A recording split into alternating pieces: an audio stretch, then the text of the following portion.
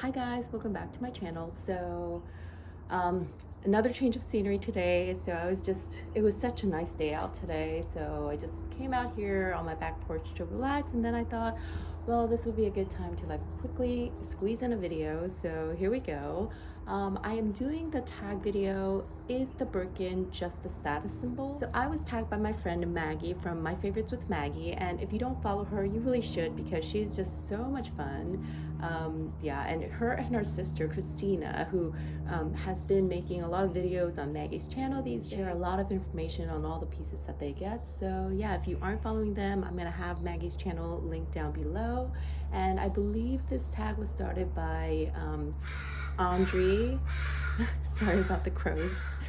And it was started by Andri and Yota Style. And yeah, so basically we're just trying to get a conversation going on, is the Birkin just a status symbol? My thoughts on this is yes and no. So quite frankly, I think it really depends on where you live, what your social circle is, and what you're trying to do by purchasing these bags. So for instance, before I got married, I was living in Seoul, Korea. I was living in Gangnam, which is like the fashion capital of Korea. So it's very, very fashion forward. It's where all the actors, actresses, K-pop stars, everybody is. If you walk on the streets in Gangnam, you will see luxury everywhere. And I believe it's getting more and more so.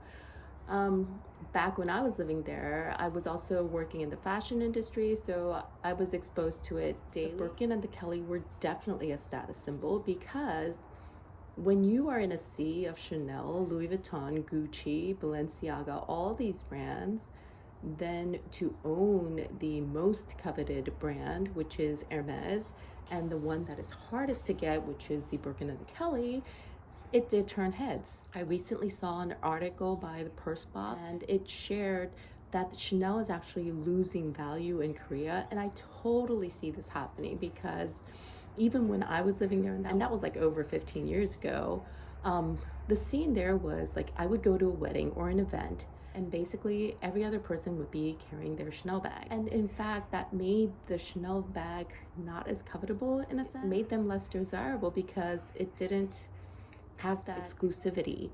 Whereas when you are surrounded by Chanel bags and you're the one carrying the Birkin, yeah, people looked at you, you got the stares, and so it was definitely a status symbol. Now, for my life here, where I'm living right now, I live in a very small town. There is no luxury. Like, the area that I live in, it's basically hiking boots, dad sandals with socks, and not the really cool Chanel kind. I mean, literally, you're wearing your Birkenstocks and you have your socks on underneath, and this fashion will be carried out by literally dads, right? So here, when I'm carrying my Kelly out and about, do I turn heads? No. Does anybody care? No. Will the fact that I am carrying that bag socially lift my status? No.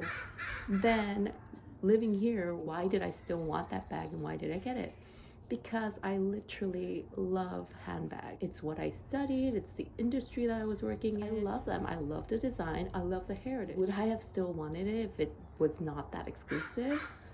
That's kind of hard to tell. Like, maybe the appeal was that it was such a coveted item that it made me look at it, and made me research into it. It made me really, really think about whether this was something that I wanted. And maybe that desire did grow from that. But did I get it in order to flex, to show off, to make it seem as if I am in a social class above others? Absolutely not. I did not get my luxury handbags for any of those reasons. I got them because I truly love these bags. Like, I do. They are such a fun thing to look for, covet. And I think that's true of most of us in this luxury community. We are not here to flex. We are here to just indulge in our guilty pleasures, right? Like, it's for me. It's not to show off. It's for me to enjoy. It has nothing to do with social status. So is the Birkin just a status symbol? If that's what you are trying to do by purchasing these bags, then yes, it is a total 100% status symbol. But is it just a status symbol? to that question, I would have to say absolutely not. So yeah, that's my 2 cents on this topic.